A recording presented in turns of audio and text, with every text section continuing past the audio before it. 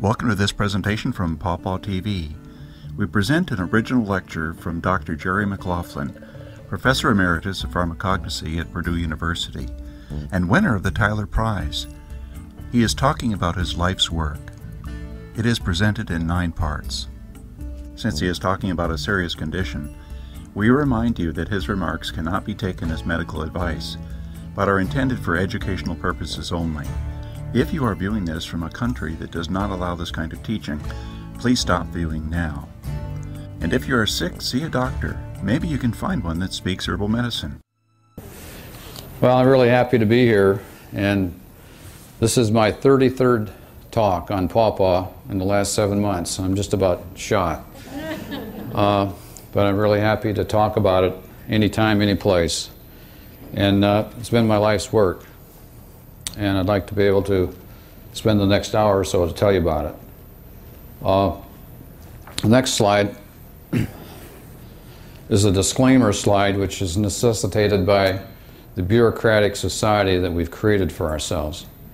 I'm not supposed to use the word cancer. And yet 1 guy in 2 and 1 woman in 3 out there is going to get cancer. It's Big Pharma's business to talk about cancer treatments or cancer cures. Okay. I was watching the public television show, the Red Green Show. Did you ever watch that? He's got a red suspender and a green suspender. The other night he was signing off and he said, "Well, goodbye out there, all you folks. I remember, keep thinking out there, because if we don't think, government happens."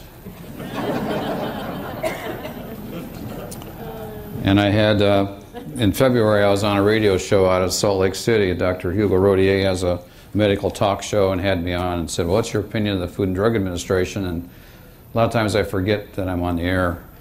And I said, "Well, I said, Hugo, we can all rest assured that the Food and Drug Administration will be there protecting our health as they watch us die."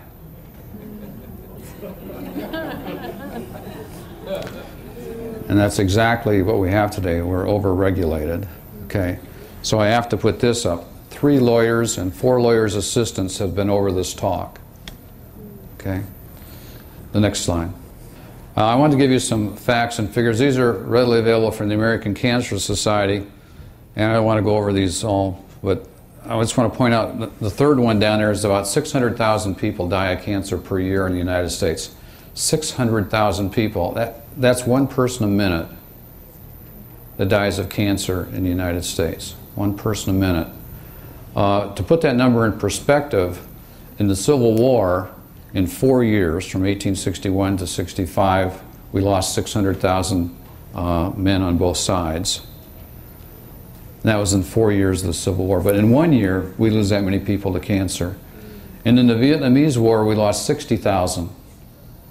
In all the years, from the 60s into the 70s in the Vietnamese War, 60,000. So each year, 10 times the number of people who died in the Vietnam War die of cancer. And we lost about 3,000 people on September 11th due to the terrorist activities. 3,000 people. 600,000 people died that year of cancer. And because of those 3,000 people, we invaded Afghanistan and Iraq.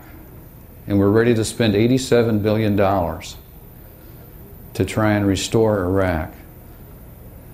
Now, President Nixon declared war against cancer back in 1971 or 72. Whatever happened to that war? Did we win it? I don't think so, because I just read in USA Today this summer that cancer cases are up 19% since 1990. So we didn't win. What's happened to that war? We spend about $2 billion a year, as I understand, through research at the National Cancer Institute, and that's good. But unfortunately, we've left it up to Big Pharma to develop treatments for cancer, and a lot of the money that's gone into cancer research at the National Institutes of Health has gone into the study of the biology of cancer. So we've paid for the Human Genome Project. So we understand all the genes in the body and all that stuff. And this has helped. We understand We understand the biology of cancer a lot better now. But what about those folks, those one guy in 2, one woman in 3, that got cancer or are going to get it? We haven't really served them well. Okay?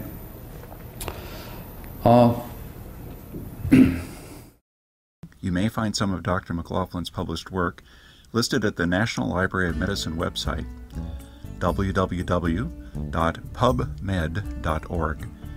Look for entries under the term acetogenin and his name, McLaughlin, JL. Copyright 2008, Richard Lund. All rights reserved.